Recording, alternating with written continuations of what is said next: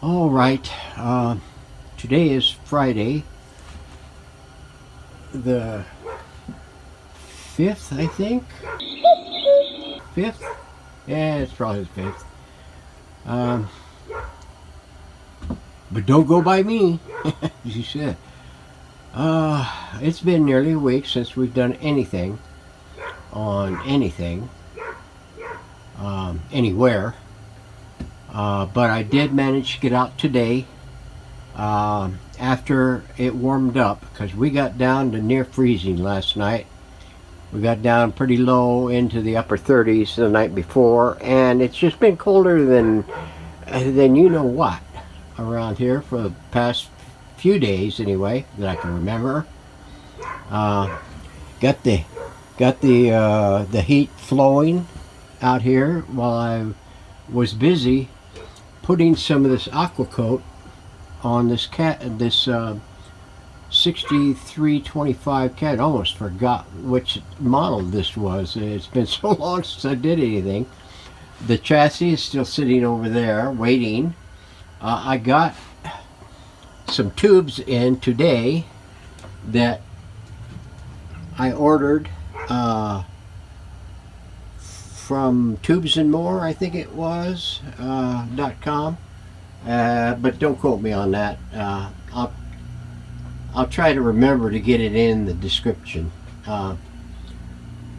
so that I could see if I could get any better response out of this. I mean, it's doing fine. It's but based on some of the other stuff that I've been doing, I think it could do better. But it could be one of these that is just a different animal. So anyway, we've got about 2 to 3 coatings on this, one in rapid succession after another. I don't know if you can tell it very much, but you should be able to. I did this one a little different than I did some of the others, because this stuff is just so fine that depending on the grooves in the grain, you're liable not to get enough in one coat. It does recommend more than one coat in certain instances, and I believe it's for this kind of veneer.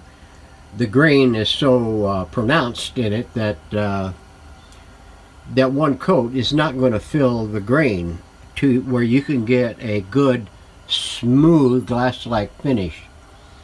So what I did was I rubbed it on like I used to do shoes when I was a little kid growing up in Flagstaff. Somebody built me a shoe shine box, and I would shine shoes. This was back, geez, mid-50s, somewhere around in there. And you know how they polish it in little circles. Well, that's how I put this on. How I used to do this, or what I did previously, was I took a spatula, and after putting a coat on there, I would drag the spatula across it and take it off to a thin coat. And then after about 30 minutes or so, I'd come back and I'd put another coat on it and spatula that off. Well, in this case, I spit shined it on for the first coat, going through the top, the side, around to the front, and around to the other side. And by the time I got done over here, I started a fresh coat up here. Now this one here has 3 coats on it.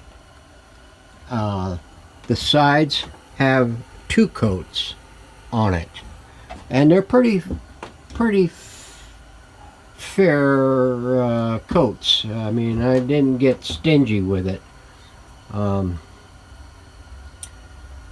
And applied it all the same technique, and Now we're going to let it cure until Sunday to make sure that it is fully cured and there's no wet spots anywhere, anyhow, anyway.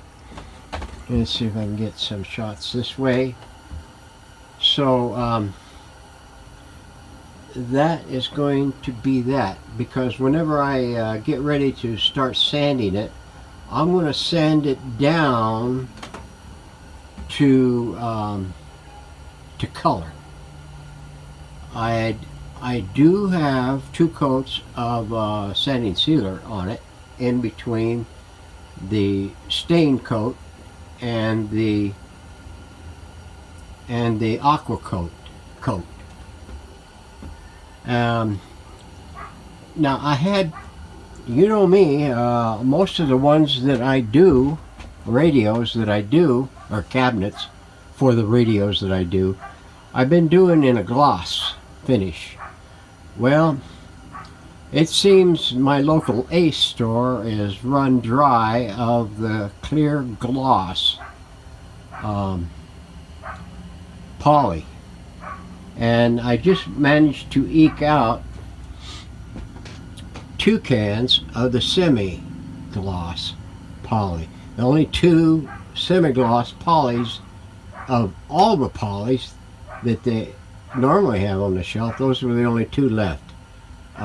So I figured I'd bag them, and I'd just go ahead, and if I can't procure some clear gloss by the time I get ready to shoot this thing for final smooth coats, I would just go ahead and do it in semi-gloss. And as long as I get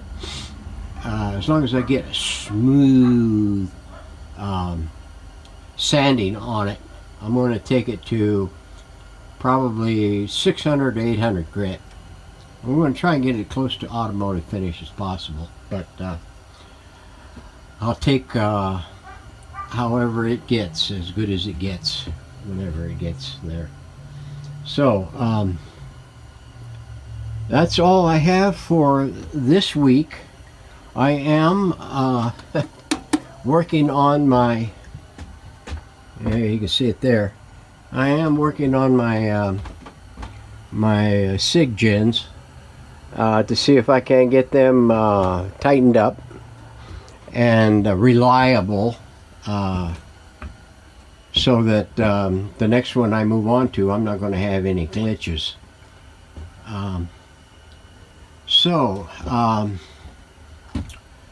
That'll be all for right now, I guess, until next week. So hopefully we don't freeze over. I expected, we had rain yesterday, well, from day before evening to yesterday mid-afternoon. We had rain, and we had a wind, not a fast wind, but enough to cut you if you stepped outside. So barring any ill weather,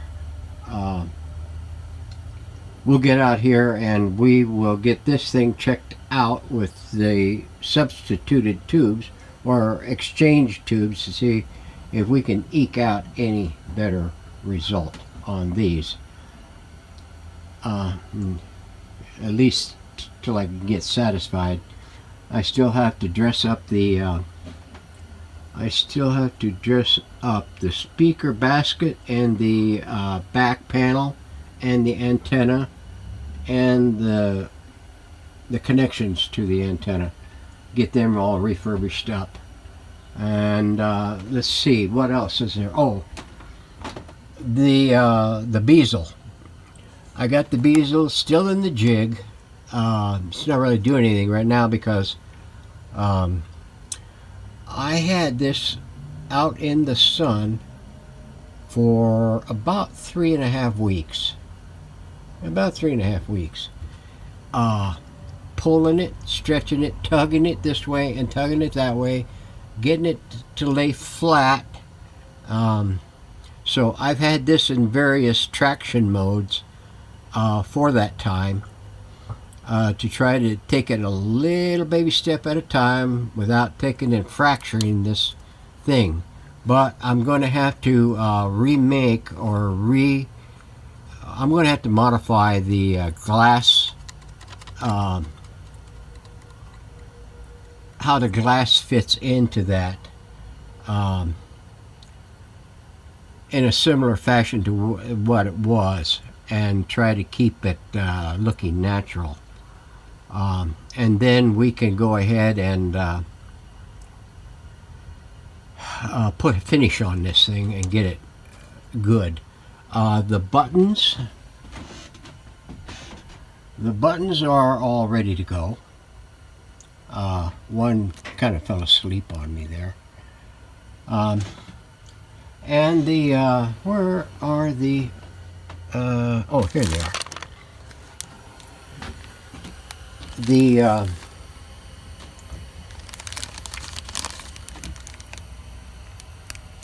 yeah, let's see if I can get a good